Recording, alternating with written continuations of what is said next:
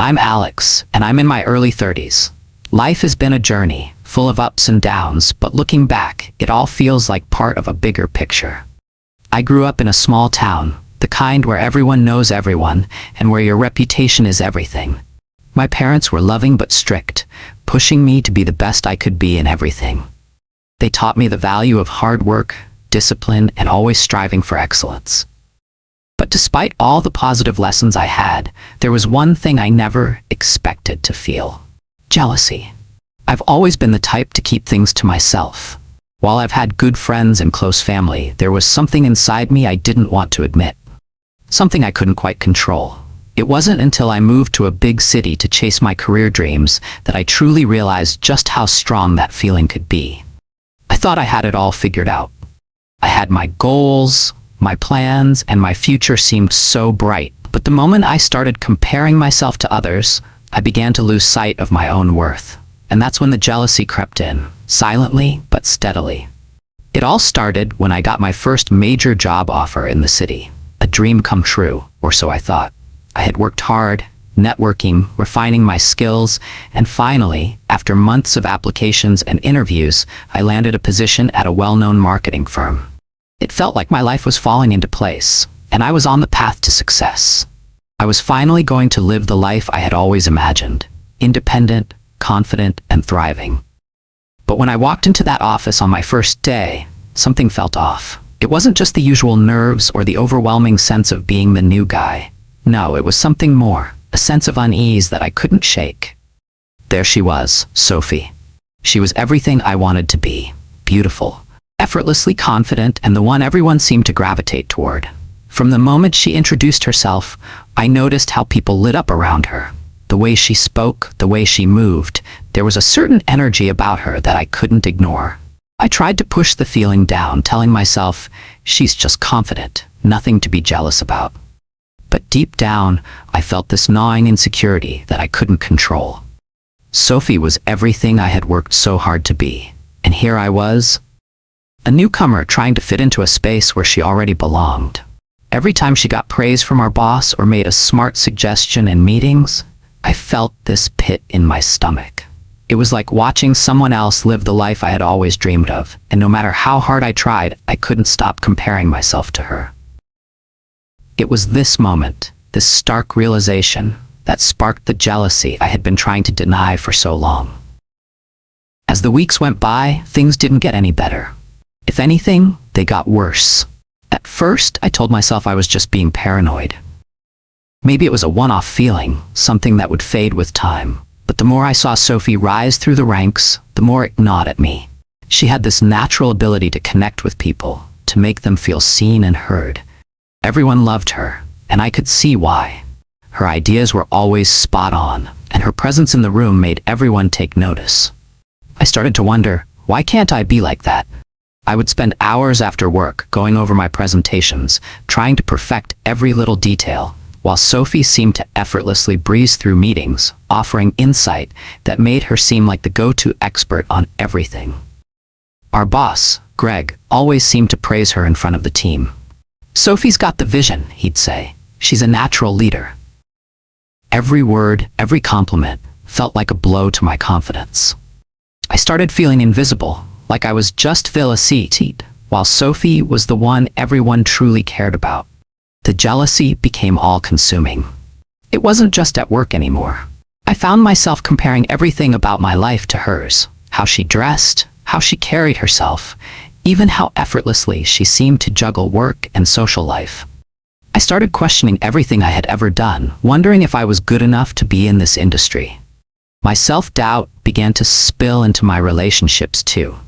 I'd come home at night, frustrated and exhausted, but unable to shake the feeling of being inadequate. I'd snap at my friends and family over the smallest things.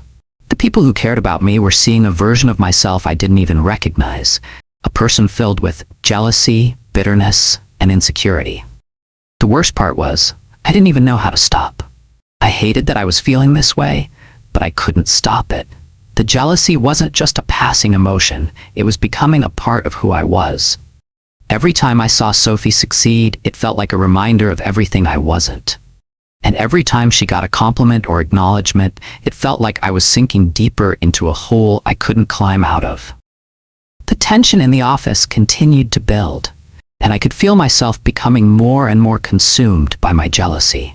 But the turning point came one day when I was unexpectedly asked to lead a project, something that should have felt like an opportunity, but instead, it felt like a ticking time bomb. The project was high stakes, and it was my chance to prove myself to the team. But as the pressure mounted, I couldn't escape the nagging thought that I wasn't good enough. Sophie, of course, was already assigned to the project as a senior consultant, and every time I saw her interact with the team, I felt both grateful for her guidance and terrified of how much better she seemed to be. It was during one of the team meetings when I got the first hint that things weren't as perfect as they seemed for Sophie. She was reviewing the project strategy, and for the first time, I saw her falter. She hesitated, stumbled over her words, and for a brief moment, there was a crack in her flawless persona. My heart raced. Was this the moment I had been waiting for? A sign that she wasn't as perfect as she appeared?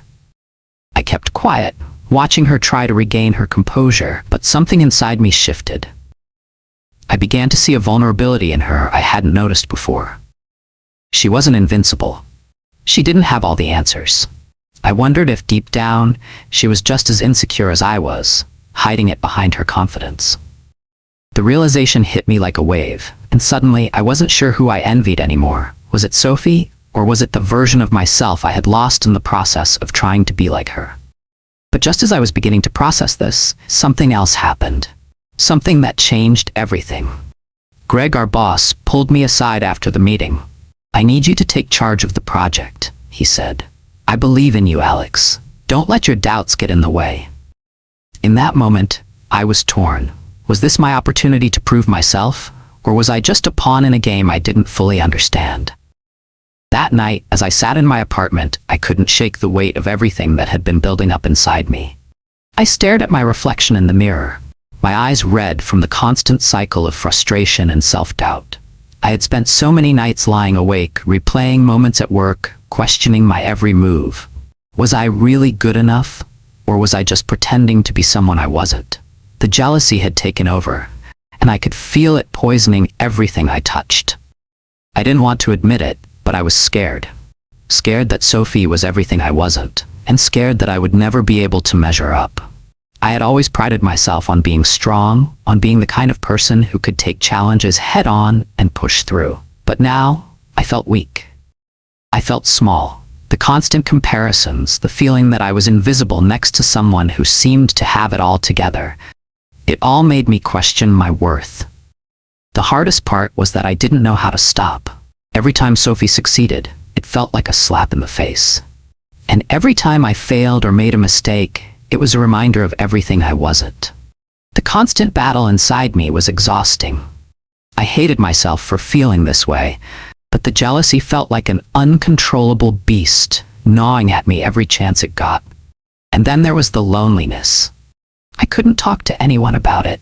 How could I explain to my friends that the person I was jealous of wasn't just some stranger? It was someone I worked with every day. I didn't know how to open up, how to ask for help. I didn't even know where to begin. So I just stayed silent, trapped in my own thoughts, my own insecurities. As my jealousy consumed me, I noticed the ripple effects it was having on the people closest to me. My friends, who had always been my support system, began to notice the change in me. I was more distant, more irritable, and less present during our conversations. I couldn't shake the feeling that everyone around me had something I didn't, and it started to affect how I interacted with them. I found myself resenting their successes, even though I knew deep down they deserved it. At home, my family felt the tension too. My younger brother, who always looked up to me, asked me one evening, "Alex, why do you seem so unhappy lately?" His words hit me like a punch to the gut. I didn't have an answer for him, other than that I was struggling with something I couldn't control. The person who had always been a source of strength for him was now the one who was falling apart. And it broke my heart to see how my own insecurities were affecting him. I wanted to be the person my loved ones could turn to, not the one who dragged them down with negativity. But But the jealousy had become a dark cloud hanging over everything, and no matter how hard I tried, I couldn't escape its grip. It felt like I was losing the people who mattered most, and it hurt more than anything.